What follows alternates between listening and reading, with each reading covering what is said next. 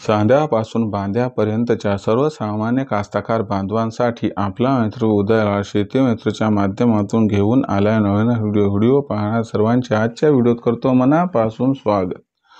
मित्रांनो, आपल्या सर्वांच्या मनातील सध्याचा हा महत्त्वाचा सवाल की सोयाबीन किंवा कापूस कोणत्या पिकाची लागवड केल्याने यंदाच्या वर्षी कास्तकार बांधवांचा होणार 100% फायदा। सध्याचा हा महत्त्वाचा सवाल की सोयाबीन किंवा कापूस कोणत्या पिकाची लागवड केल्याने कास्तकार बांधवांचा यंदाच्या वर्षी होणार सर्वात जास्त फायदा।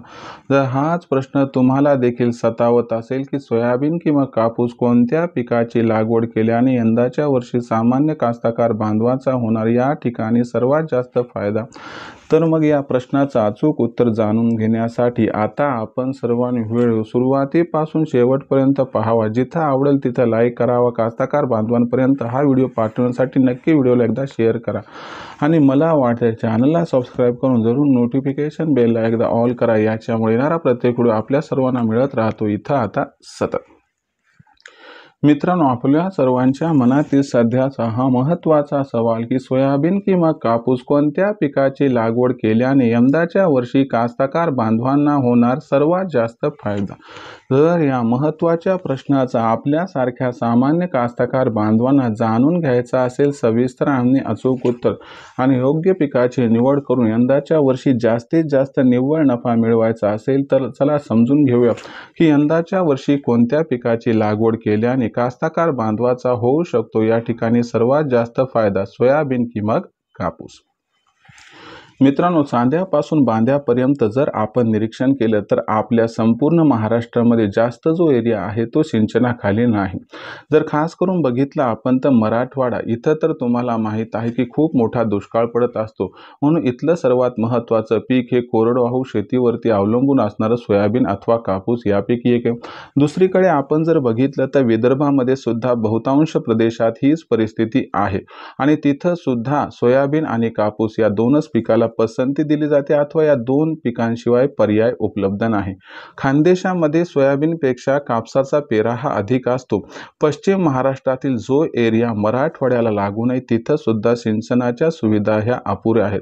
मग अशा परिस्थितीमध्ये जर आपण विचार करत असाल की आमच्याकडे सोयाबीन आणि कापूस या दोन पिकाशिवाय पर्याय नाही, पण या दोन पिकांमधील कोणत्या पिकाची निवड यंदाच्या वर्षी केल्याने आमचा सर्वात जास्त फायदा होऊ शकतो, चला तर मग आता या प्रश्नाचं जाणून घेऊयात। या ठिकाणी उत्तर सर्वात प्रथम आपण माहिती घेऊयात सोयाबीनची। बघा मित्रांनो, आपल्या सर्वांसाठी सोयाबीनचं पीक हे परिचयाचे। आपल्यासाठी सोयाबीनचं पीक अत्यंत महत्त्वाचं आहे। मराठवाडा विदर्भ या दोन विभागात सोयाबीनच्या पिकाशिवाय शेती व्यवसाय गृहीत धरला जाऊ शकत नाही। जर आपण आकलन करायचं म्हटलं तर या दोन एरियामध्ये जवळपास एकूण असणाऱ्या लागवड क्षेत्राखाली तब्बल 50 ते 60% क्षेत्र हे एकट्या सोयाबीनच्या खाली या ठिकाणी असते। मग अशा परिस्थितीमध्ये सोयाबीनची लागवड केल्यानंतर एकरी आपल्याला किती निव्वळ नफा मिळू शकतो यंदाच्या वर्षी, चला याची माहिती आपण तुलनात्मक अभ्यास करून या ठिकाणी आता घेऊया। जर आपण विचार केला तर आपण काय करतो, मे महिन्यात आपलं जे असणारं शेती क्षेत्र हे पिकाच्या लागवडीसाठी तयार करतो। मग याच्यासाठी येणारा जो खर्च असतो एकरी तर तो असतो 1000 ते 1500 रुपये। आता त्याच्यानंतर बघितलं तर मग येते पेरणीची वेळ। पेरणीच्या वेळी आपल्याला माहित आहे की सध्या सोयाबीनची बॅग आहे ती आहे या ठिकाणी 2500 रुपयाला। त्याच्यानंतर जर आपण या ठिकाणी विचार केला तर खताचं एक पोतं एकराला लागते, त्याचा भाव आहे जवळपास कमीत कमी 1500। 1500चं खताचं पोतं, 2500ची सोयाबीनची बॅग 4000 रुपये आणि आपण जी काय नांगरणी तिर्री वगैरे केली तर याच्यासाठी लागणारा 1000 ते 1500 रुपये खर्च, म्हणजे एकंदर आपला खर्च सुरुवातीला किती झाला मित्रांनो, 5500 रुपये। त्याच्यानंतर आता काही जण काय करतात मित्रांनो इथं की स्ट्रॉंग आर्म हे या ठिकाणी जे आहे ते तणनाशक म्हणून फवारतात। याचा जर एकराचा खर्च बघितला तर हा जवळपास 600 रुपये बसतो, म्हणजे 55 जर विचार केला तर 6100 आणि आपण बीज प्रक्रिया करण्यासाठी 100-200चं जे खर्च ते पकडा ते जाऊ द्या, तर सरसगट 6100 पर्यंत आपला इथं खर्च बसला। आता त्याच्यानंतर जर विचार केला तर जेव्हा आपलं पीक हे 18-20 दिवसाचं होते तर तिथं आपण काय करतो, मग तणनाशकाची फवारणी घेतो। याच्यासाठी लागणारा खर्च एकरी 1000 रुपये, म्हणजे 6100 प्लस 1000 झाली 7100 रुपये। आता त्याच्यानंतर आपण काय करत असतो कोळपण घेत असतो. आता कोळपण घेत असताना मजुरांचा खर्च लागतो, तर इथं लागणारा खर्च जर बाहेरून शेती आपण करत असाल तर इथं लागणारा जो एकरी खर्च असतो तो जवळपास एक आपला 500 रुपये येऊ शकतो. झालं 7,600 रुपये. त्याच्यानंतर कीटकनाशकाची जी फवारणी घेतो, सुरुवातीला पहिला स्प्रे हलका घेतो, त्यानंतर भारीचा घेतो. तर दोन्हीचा जर एकत्रित विचार केला तर या ठिकाणी लागणारा जो खर्च आहे, तर तो मला काय वाटते की आपण पेट्रोल, पाणी हे सगळं जर एकत्रित पकडलं, तर पहिली फवारणी बसेल 1500 ते 2000 आणि दुसरी फवारणी 2500 ते 3000 म्हणजे साधारणतः आपल्याला लागणारा एकंदर खर्च 2,500 आणि 1,500 रुपये कमीत कमी इथं लागू शकतो. माणसाची मजुरी वेगळी. म्हणजे एकंदर 5,000. तर ते 7,600 हे 5,000 पकडले तर 12,600 रुपये खर्च आहे. याच्यानंतर जेव्हा पीक पदरात पडेल आपल्या, तर त्यावेळेस आपल्याला सोयाबीनची कापणी करण्यासाठी 4,500 रुपये एकर भाव द्यावा लागतोय. ह्याचा जर विचार केला तर आपण या ठिकाणी विचार करू शकता एकंदर लागणारा जो खर्च आहे 12,600 प्लस 4,500 13,100 आणि 4,000 17,100 आणि त्याच्यानंतर आपल्याला मळणी यंत्रातून सोयाबीन बाहेर काढायचे तर त्याचा क्विंटल मागे येणारा खर्च 250 रुपये. तर या ठिकाणी आपल्याला कमीत कमी 6 क्विंटल उत्पादन झालं असं गृहीत धरलं तर 1,500 रुपये याचे 17,100 आणि 1,500 18,600 आणि तिथून मग तो जो शेतीमाल आहे तो तिथून घरी आणायचा आणि घरून मार्केटमध्ये न्यायचा ह्याच्यासाठी लागणारा जो खर्च आहे मग पिशव्या बारीक सगळं असा 1,000-1,500 खर्च म्हणजे एकंदर 20,000 रुपये प्रति एकर खर्च हा 100% लागतो. आता इथं जे घरी मेहनत करतात तिथं 2-4 हजार वाचू शकतात, याच्यापेक्षा जास्त काही आपल्याला फरक पडणार नाही. आता इथं दुसरा महत्त्वाचा मुद्दा लक्षात ठेवावा लागेल आपल्याला की एकंदर उत्पादन किती. आता काही जणांना 8-10 क्विंटल होते, पण सरासरी तुम्हाला सांगतो 6 क्विंटलपर्यंत उत्पादन होते. आता कुठं तर 4 आणि 5 क्विंटल्स होते, तिथली ती परिस्थिती नाही, पण सरासरी 6 क्विंटलचं उत्पादन बघितलं, यंदाचा रेट बघितला तर 6 क्विंटलचं म्हणजे 6 गुणिले 4,000 म्हणजे 24,000 रुपयाची मिळकत होणार. आता 24,000च्या मिळकतीचा या ठिकाणी जर आपण सर्वांनी इथं विचार केला तर तुम्हाला सांगू इच्छितो की 24,000च्या मिळकतीमधून 20,000 रुपयाचा खर्च वजा जाता 4,000 रुपयांचा निव्वळ नफा यंदाच्या वर्षी राहू शकतो. जो खूप जास्त मेहनत करेल त्याला एकरी त्या ठिकाणी 5,000 ते 7,000 किंवा 8,000 पडेल. याच्यावर कितीही मेहनत केली तर आपल्याला या ठिकाणी उत्पन्न सोयाबीनच्या पिकातून एकरी यंदाच्या वर्षी होऊच शकत नाही. जर बाजार 4-500 वाढला तर मग तिथं थोडंफार 2-3 हजाराचा फरक पडू शकतो. आता आपण कापसाकडे बघूया. आता एकरामध्ये कापसाच्या बॅग किती बसतात? 2 पट्टा पद्धतीनं 2 बॅगचा खर्च किती? तर 1,000 रुपयाला बॅग पकडली तर 1,000 आणि 1,000 2,000 रुपये. दुसरं आपल्याला ते आपलं जे शेत आहे ते तयार करण्यासाठीचा खर्च 1,500 1,500 आणि 1,000 या ठिकाणी 2,500. त्याच्यानंतर खर्च असतो खताचा. तर खताचा विचार केला तर 3दा आपल्याला खत द्यावं लागते.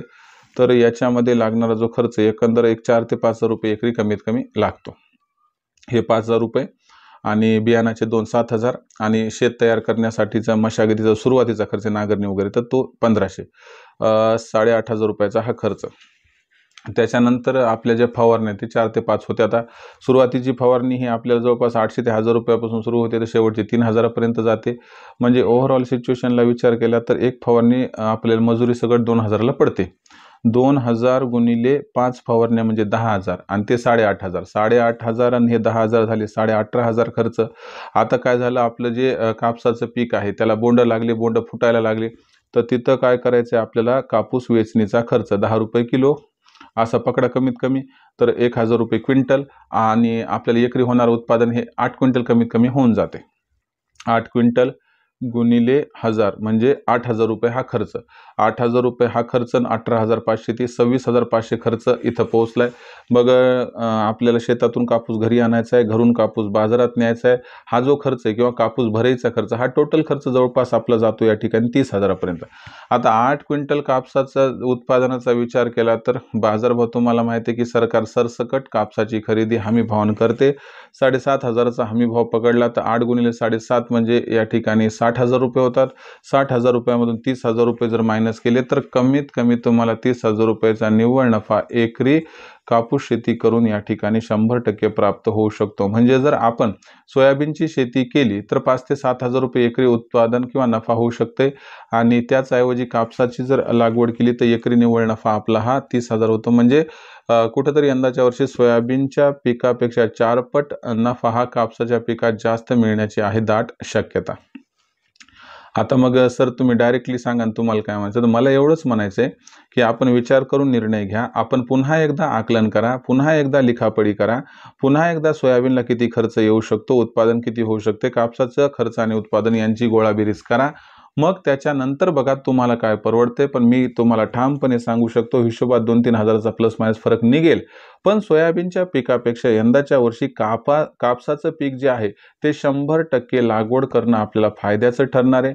म्हणून शेतीमित्रच्या माध्यमातून आपल्याला सल्ला देऊ इच्छितो की सोयाबीनच्या ऐवजी आपण जर कापूस पिकाची लागवड केली तर आपल्याला यंदाच्या वर्षी मिळणारा जो निव्वळ नफा आहे तो अति जास्त मिळू शकतो. म्हणून आमच्या शेतीमित्रच्या या चॅनलच्या माध्यमातून आमचा जो सर्वे आहे, अंदाज आहे, अभ्यास आहे, त्यानुसार सोयाबीनचं क्षेत्र कमी करून जर कापसाचं क्षेत्र वाढवलं तर यंदाच्या वर्षी आपला होऊ शकतो या ठिकाणी फायदा.